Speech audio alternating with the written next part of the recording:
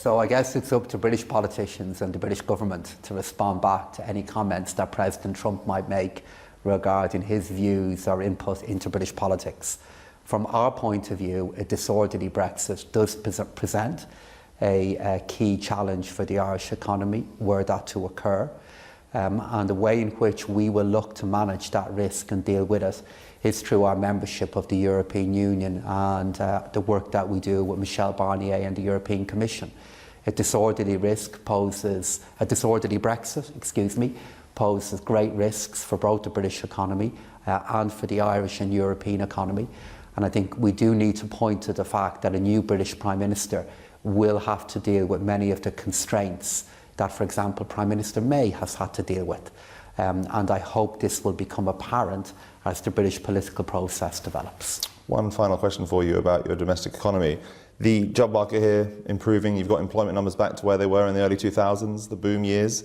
OECD pointing out that there is a bit of risk around property pricing, which again was a big factor last time around in the difficulties you faced here. The outgoing central bank governor here, Philip Lane, saying that he's worried about high wages and overheating.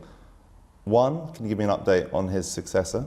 And B, can you tell me whether your government is prepared to contain those threats I just highlighted? So to deal with number one, we have appointed or we are due to receive Mr. Gabriel Makhlouf, who has had a very distinguished global career in economic foreign policy making.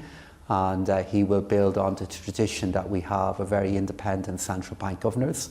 Number two, are we willing to contain it? What is different to where our economy was a decade ago is, number one, we have far lower levels of credit in our economy. Number two, far lower levels of inflation. And number three, we haven't yet seen the kind of hyper wage growth that we did see in the period running up to the crash. How will we respond back to that? We're going to respond back to it by running budgetary surpluses.